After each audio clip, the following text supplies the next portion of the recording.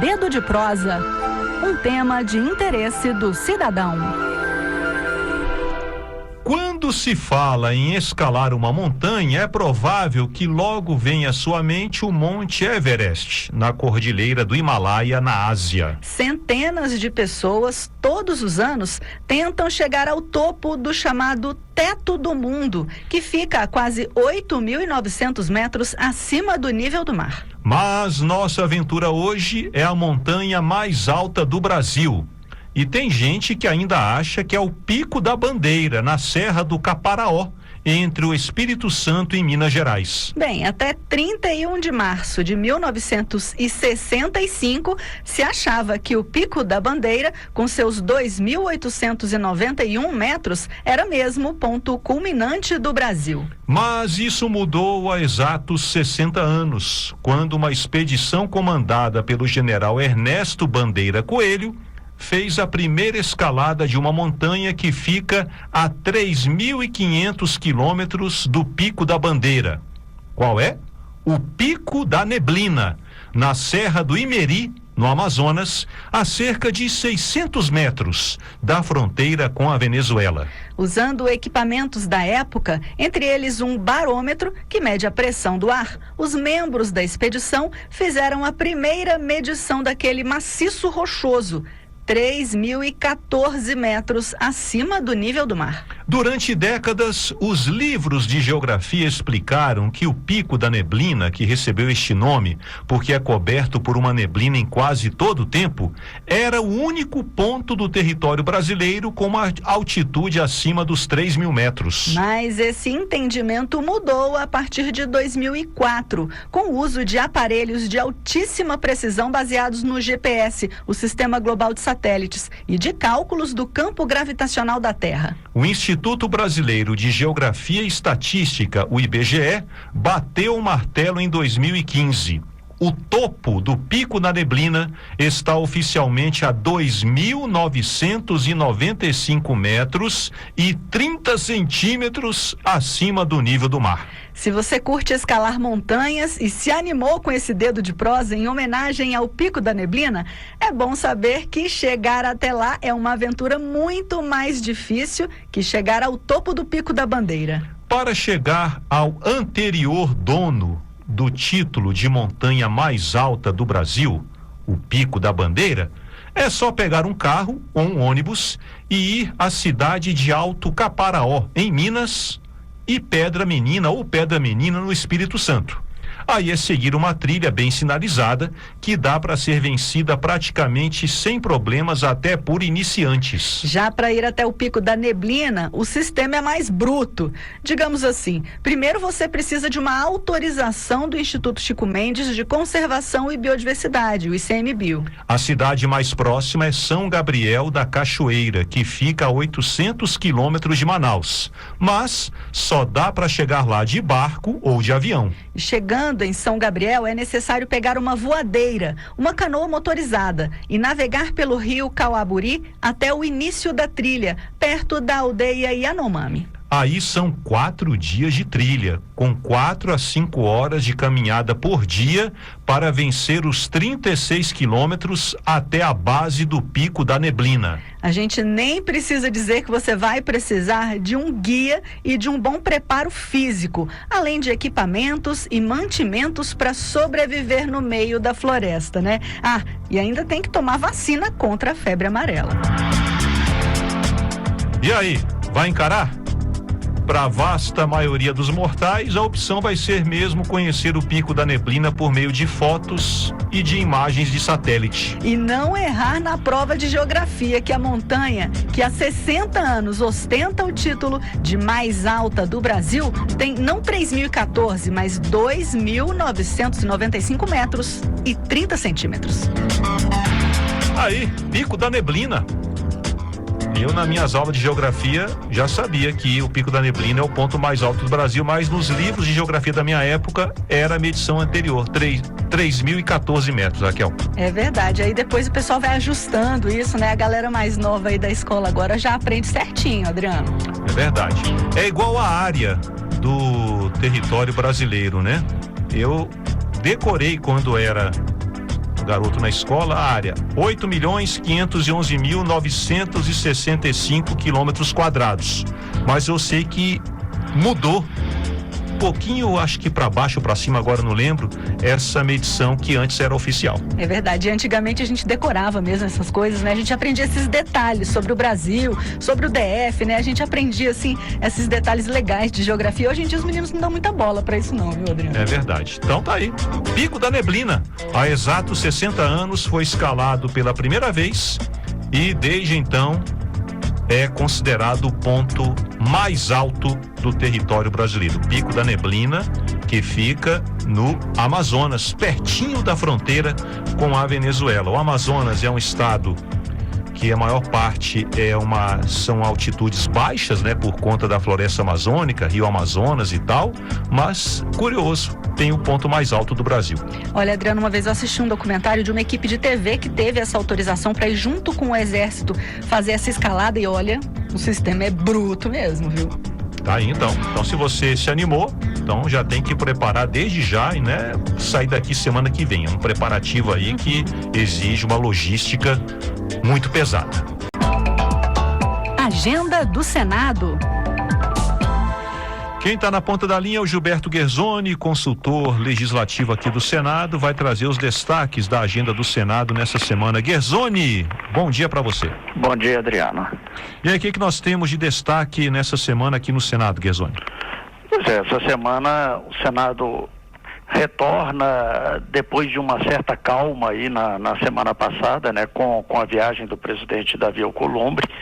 O presidente acompanhou o presidente Lula na viagem à Ásia e algumas matérias acabaram sendo adiadas para essa semana. O plenário tem aí uma pauta normal, mas bastante tranquila ainda, né? Nós ainda estamos ainda nesse início de semestre, as matérias mais polêmicas ainda não entraram na pauta do plenário. Mas essa semana a gente deve ter um destaque importante na Comissão de Constituição e Justiça.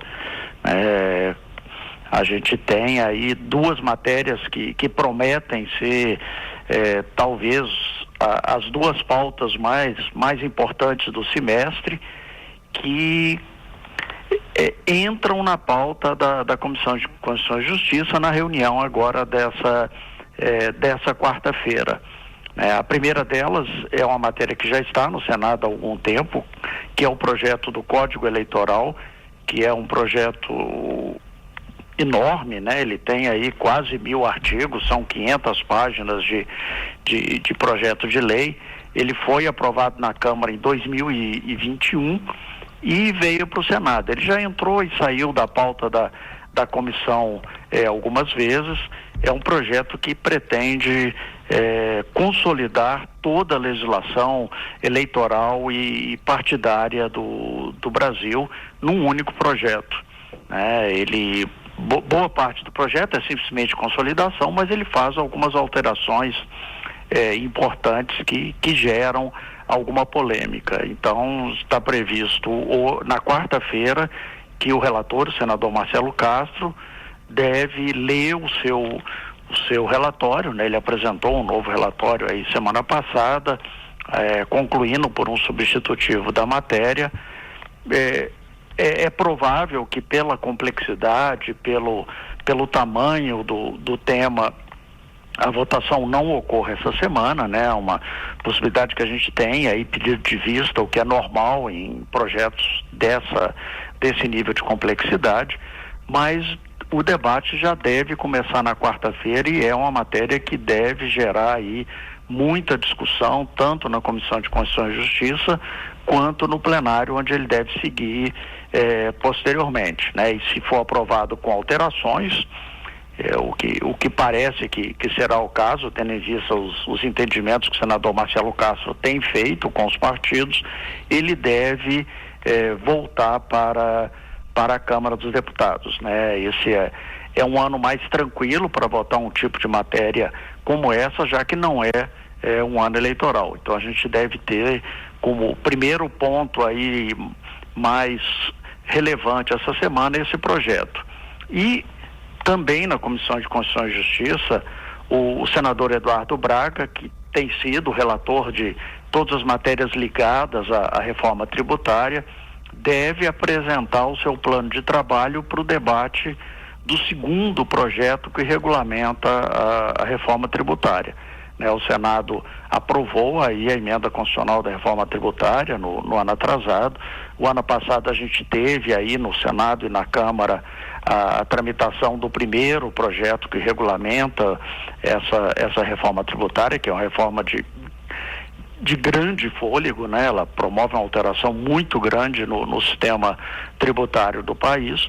E o segundo projeto, que é um que trata do Conselho do novo tributo, que vai substituir o ICMS e o ISS, que é o Imposto de Bens e Serviços. Esse projeto deve ser votado nesse ano no Senado Federal, né? Ainda não se sabe se sofrerá alterações, vai ter que voltar para a Câmara, mas é um passo fundamental na regulamentação do tema, né? A importância do projeto é que a reforma tributária, ela extingue o principal tributo estadual, que é o ICMS, e um dos principais tributos municipais, que é o ISS, né? O Imposto sobre Circulação de Mercadorias e Serviços, o ICMS, e o Imposto sobre Serviços de Qualquer Natureza, que é o ISS. Esses dois impostos são incorporados num único imposto, que é esse novo chamado de IBS, Imposto sobre Bens e Serviços, que será compartilhado pelos estados e municípios. E esse projeto regulamenta exatamente a criação do comitê gestor que vai fazer essa divisão. Então é um tema bastante polêmico, já que envolve o coração da função do Senado, que é a questão federativa. Então a gente deve ter aí nessa semana a discussão desses dois projetos, o início da discussão propriamente dita desses dois projetos na Comissão de Constituição e Justiça, que prometem marcar aí todo o semestre legislativo primeiro semestre legislativo de 2025. Ok, Gilberto Guerzoni, muito obrigado aí pela sua participação, boa semana para você. Tá, igualmente, obrigado, Adriano. Parlamentos do Mundo. O Legislativo hoje e através da história. O Parlamento Nacional, Antônio Cordeiro. Guidia devolveu a Júlio Pérez, que dá em profundidade ao ponteiro direito. Corre, Guidia. Aproxima-se do gol do Brasil e atira. Gol! Gol do Uruguai, Guidia. Segundo gol do Uruguai. 2-1 ganha o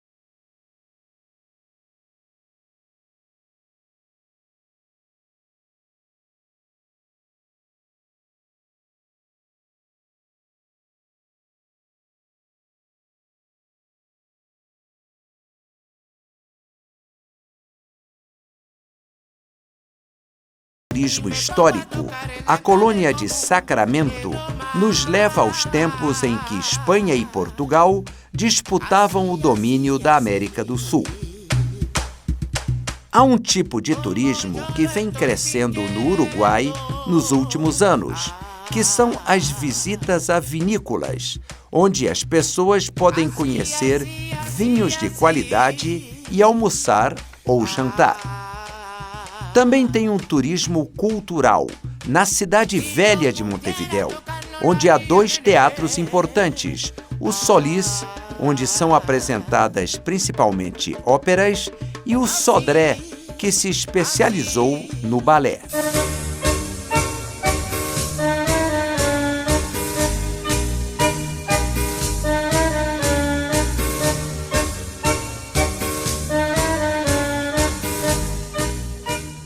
Uma boa opção são as casas noturnas, onde o visitante pode ouvir um bom tango, como La Comparsita, aliás, considerado o tango mais difundido pelo mundo e que é uruguaio, obra do músico Gerardo Matos Rodrigues.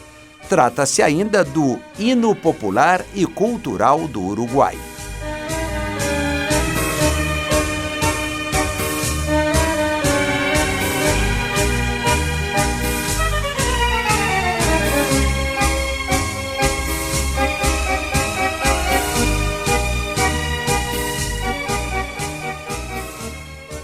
Ao sair dos teatros e casas de espetáculos em Montevidéu, é hora de comer um bom churrasco.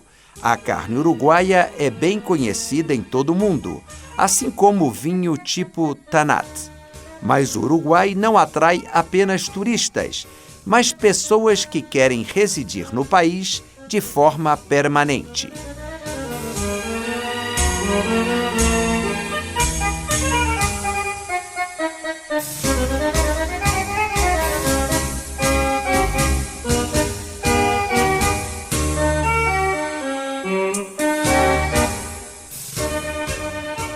É reconhecido que o Uruguai é um bom destino para pessoas que estão procurando uma aposentadoria tranquila e divertida, pagando impostos razoáveis. A proteção ambiental, o clima de segurança e os direitos sociais são grandes atrativos de um país que historicamente foi conhecido como a Suíça da América.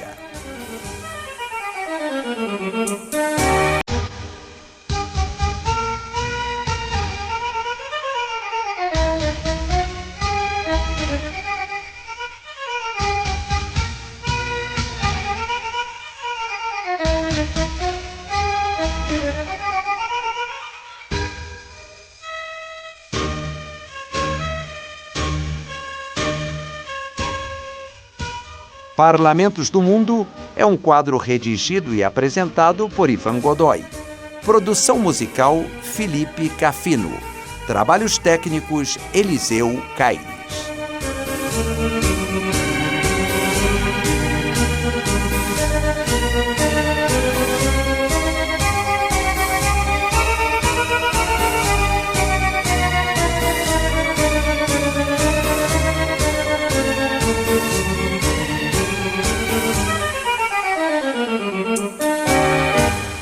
Eu gostaria de conversar com o senhor sobre a reedição pelo Conselho Editorial do Senado do seu livro Explode um Novo Brasil, Diário da Campanha das Diretas. Uhum. Como que o senhor vê essa republicação depois de 40 anos? Olha, eu não esperava de jeito nenhum essa repercussão que o livro está tendo, né? Porque é tanto tempo que já passou, tudo faz muito tempo, eu não esperava por isso. Eu sou muito agradecida a editora do Senado por ter relançado esse livro, que era um livro de reportagem, né, feito em cima da hora, em cima dos fatos, na campanha das diretas, e eu já nem lembrava mais desse livro aí, o pessoal do Senado que teve a ideia de relançar, né, e já esgotou a primeira edição, a segunda edição, né, que é essa, e vão imprimir mais, então eu estou muito feliz com isso. O senhor podia dar um breve relato de que forma que aconteceu esse processo que gerou o movimento Diretas Já e como que o senhor avalia esse movimento? Como que o senhor avalia o Diretas Já? Segundo todos os livros que já saíram, né, e os historiadores, os jornalistas, foi o maior movimento de massas que o Brasil já teve, né? Foi uma coisa maravilhosa que uniu o povo brasileiro todo contra a ditadura, né? Nunca antes e nunca depois teve nada parecido com isso. Foram só 4 meses de campanha, mas foi um momento de afirmação do Brasil na luta pela democracia, né? Começou pequeno, né, no comício com 15 mil pessoas no final de 1983, aqui em São Paulo, e foi num crescendo até chegar a mais de 1 milhão de pessoas no Rio e em São Paulo em abril de 84. Né? A emenda Dante de Oliveira, que propunha eleições diretas para presidente, foi derrotada na Câmara, faltaram 22 votos para aprovação, mas um ano depois, o Tancredo Neves foi eleito ainda no colégio eleitoral, o primeiro presidente civil depois da ditadura, né? Então eu vejo hoje, olhando para trás, a campanha das diretas como um divisor de águas entre a ditadura militar e a democracia que nós vivemos hoje. E é importante, eu acho, relançar esse livro e conhecer essa história que muita gente que não viveu aquele tempo não tem ideia do que foi e não tem ideia, o que é pior, do que foi a ditadura, né? Tanto que agora, recentemente, muita gente foi às ruas para pedir a volta dos militares, né? Então, eu acho que é uma falha do nosso ensino de não contar a história contemporânea. Sim. Então, eu acho que as novas gerações precisam conhecer a história do Brasil para poder defender a democracia. E como que foram feitas essas reportagens, né? O senhor estava na Folha na época. O senhor sofreu algum tipo de censura como jornalista, tanto nas suas matérias que o senhor produzia para a Folha, quanto essa cobertura como jornalista para fazer o livro depois? Olha, eu peguei todo o tempo da censura quando eu trabalhava no Estadão, né? E ali era terrível trabalhar sob censura. Mas quando eu fui fazer essas reportagens da campanha das diretas, já não havia censura prévia no Brasil. E ao contrário, lá na Folha, o dono do jornal, que já morreu, seu Frias, Otávio Frias de Oliveira, ele deu todo o apoio à cobertura, eu tinha toda a liberdade para viajar para onde eu quisesse, para escrever o que eu quisesse.